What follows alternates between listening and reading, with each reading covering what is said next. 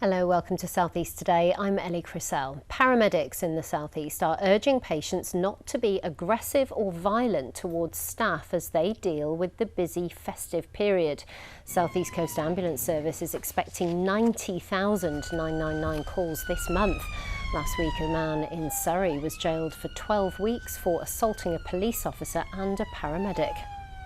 So sometimes we can arrive on scene to patients, and obviously we appreciate that they may have been waiting quite a while for us to arrive, and that can be quite frustrating.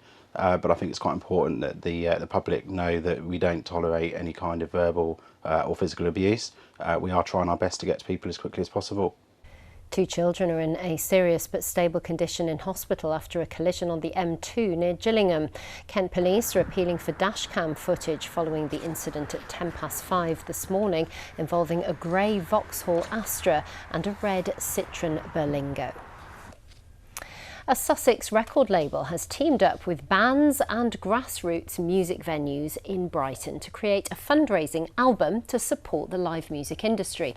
Across the country, more than 120 venues have closed in the last year. Managers have told Leanne Rinnie they're struggling with rising bills and the impact of the cost of living crisis. A warning her report contains flashing images.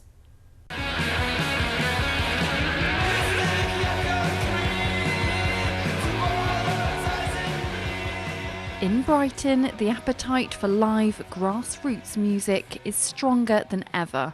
But the venues hosting the bands say they're now struggling to stay open to support them. I think the main issue for us and for a lot of venues of our size is that you don't make money from grassroots music shows generally. Supporting new and original music usually costs money to do, and with the cost of living crisis we could have a full room of people but they're all watching the pennies.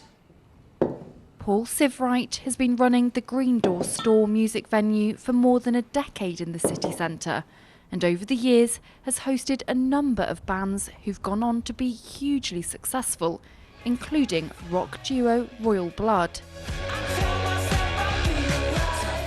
If you go to a stadium show at the moment, it's packed out and you're thinking, well, it's quite healthy, but it's only packed out because those bands have come through this route, and you know, if that wasn't there, then there would be a problem.